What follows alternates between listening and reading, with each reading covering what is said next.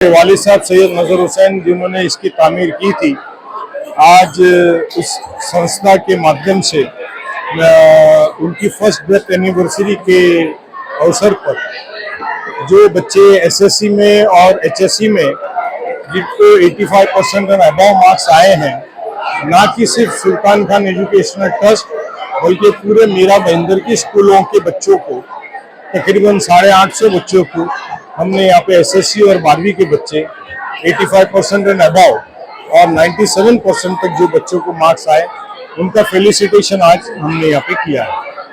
और बच्चों को ये बताया है कि ये फेलिसिटेशन आपको इंस्पिरेशन के लिए है। एजुकेशन एक ऐसी चीज़ है जो आपका जिंदगी का फाउंडेशन मजबूत करता है। हमारे पूर्व राष्ट्रपति डॉक्टर एपीजे कलाम, उनका नाम पूरी दुनिया में है और उन्होंने हिंदुस्तान को बहुत बड़ा कंट्रीब्यूशन किया। वो सिर्फ और सिर्फ उनके एजुकेशन की वजह से वो कर सके।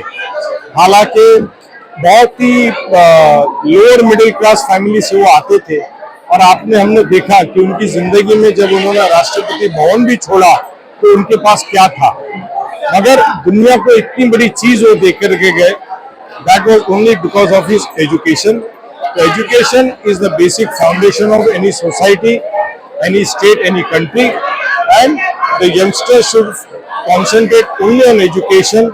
Polarization and politicization of everything might continue in this world forever, but education, nobody can take away their education. Properties can be burned down, lives can be taken away, you might be bankrupt, but your education, no one can take away your education and your qualification. So get well educated, forget about WhatsApp initiatives and whatever is going across the world, and be focused on education and strengthen your family, society, the community and the country. आज यहाँ पर भी बड़ा सपना था IAS IPS बनने का, लेकिन अधूरा रहा। आपके पिताजी का सपना था, बच्चों को आज एक बड़े मकाम पर लेके गए, क्या कहेंगे?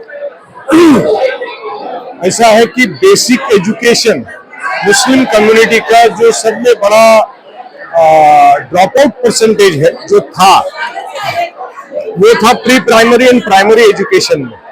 इसलिए आज तक हमने सिर्फ उसी पे फोकस किया कि बच्चा और बच्ची अगर 10वीं 12वीं पढ़ लेगा तो उसके बाद का वो एजुकेशन हासिल कर लेता है। और हमारा ये एक्सपीरियंस है पिछले 35 सालों का, 40 सालों का, कि हमने देखा कि जो बच्चे हमारे इंस्टीट्यूट से पढ़ के निकले, जो बहुत ही लोअर मिडिल क्लास फैमिली के थे, आज वो पूरे यूरोप में है, अमेरिका में है, वेस्टर्न वर्ल्ड में है। उन्होंने पोस्ट ग्रेजुएशन कर लिया। किसी के वालिद रिक्शा चलाते थे, हाथ गाड़ी खींचते थे, छोटी सी दुकान थी, मगर उन्होंने अच्छी तालीम हासिल कर ली। तो कहने का तात्पर्य ये है कि अगर अच्छा एजुकेशन प्री प्राइमरी और प्राइमरी में हम दे पाए तो बच्चे आगे तालीम हासिल कर लेते हैं। आईएएस और आईपीएस ये डेफिनेटली इसके लिए लोग अपियर हो रहे हैं। और हम देख रहे हैं कि मीरा रोड से भी एक बच्ची और एक बच्चा 2 एसपी बन गए और डीसीपी बन के आज बॉम्बे में आ गया है, असलम शेख।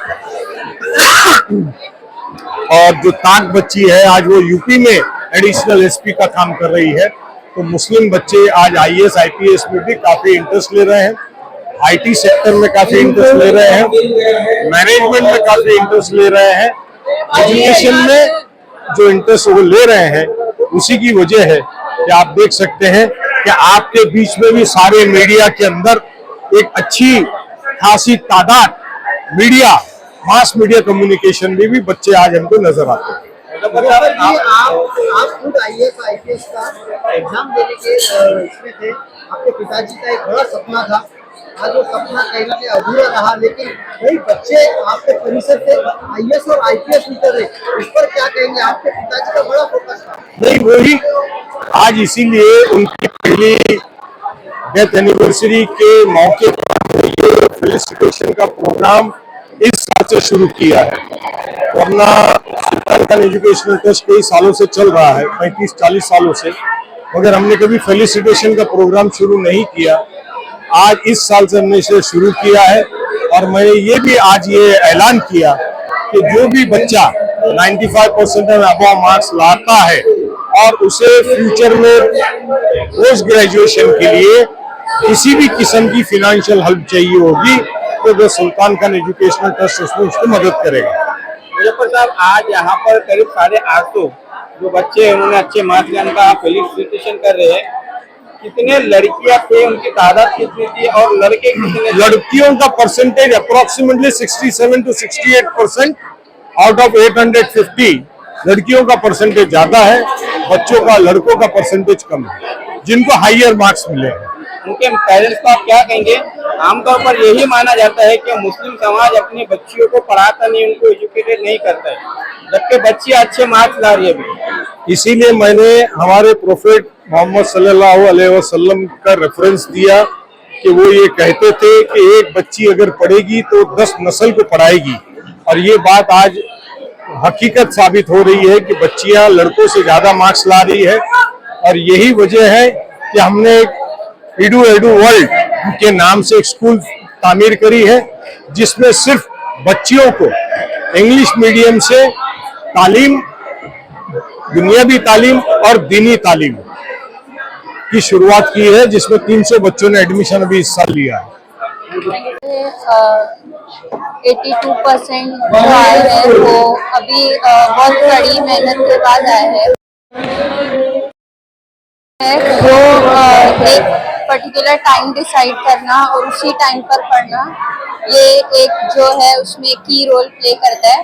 जो सुबह का 5-6 बजे का टाइम होता है जिसमें बहुत शांति होती है, उस टाइम पर पढ़ना वो एक की रोल प्ले करता है, जो मेरा अचीवमेंट है इसके लिए। आप अपने जैसे बच्चों को क्या कहना चाहेंगे? मैं सभी को यही कहना चाहूंगी कि आप लोग अच्छे से मेहनत करो, अच्छे से पढ़ो, और जो भी आप पढ़ाई करते हो उसमें कंसिस्टेंसी हमेशा रखो। अगर कोई चीज़ आपको याद नहीं होती है या कुछ ऐसी प्रॉब्लम है तो उस चीज़ के लिए आप निमोनिक्स या ऐसे कुछ आइडियाज लगा के पढ़ो।